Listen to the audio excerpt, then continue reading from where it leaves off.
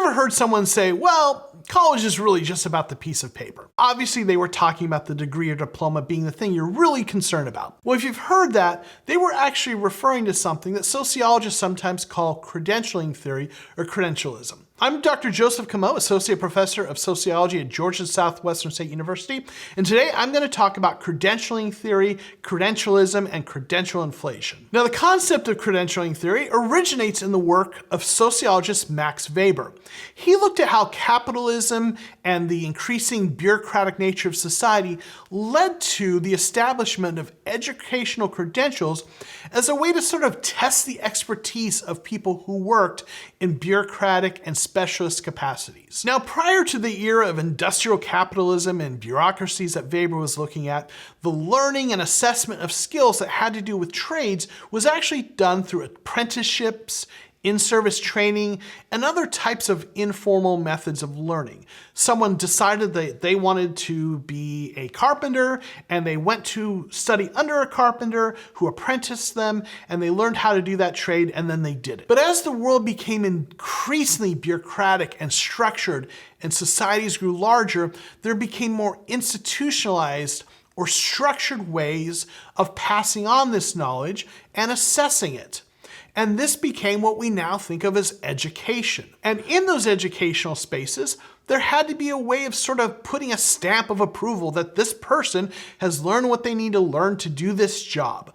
And those stamps of approval became diplomas or credentials. Now, Weber went on to talk about how the existence of these credentials created what he called a privileged stratum of credentialed individuals, meaning this sort of layer of people who had this privileged status, high status people whose status was at least in part based on the fact that they held this credential. That may sound familiar. It's kind of how we look at college education in this day. Also of significance is that the presence of these credentials allowed those who held it to monopolize important social positions. So the presence of these credentials as a requirement for certain fields limited the number of people who could go into that profession and allowed those who went into it to monopolize it. Only the people who had the required credential could work in that field. Now, building on the work of Weber, sociologist Randall published the book The Credential Society in 1979.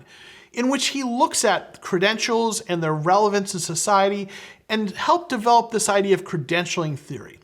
Now, there's a lot of different aspects of credentialing theory. Some research has looked at how employment candidates use their credentials to signal their competencies and their ability to work in a particular field, whereas employers use those credentials as a way to screen candidates. So on one side, you have job seekers signaling that they can do a particular job based on this credential, and you have employers screening out or weeding out the candidates who don't have those credentials so that they can focus their search on a smaller number of them. Now, that degree might not necessarily even mean that that person knows a whole lot about what they're going into.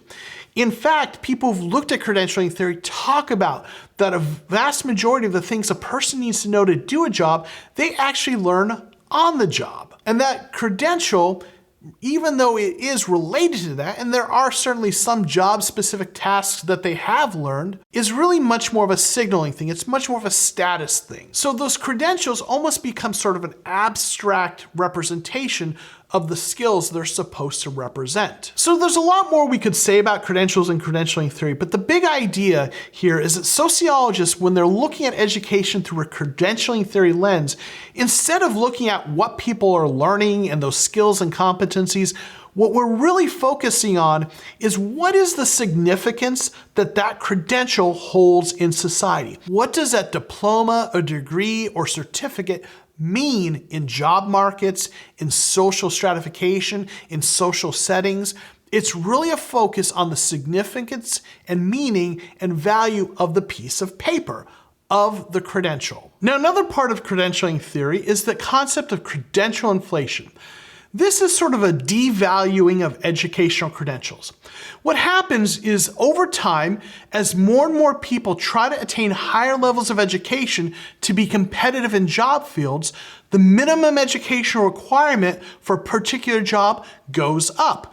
As more and more people earn a bachelor's degree to try to be competitive in jobs, more and more jobs require that you have to have a bachelor's degree as the minimum education requirement.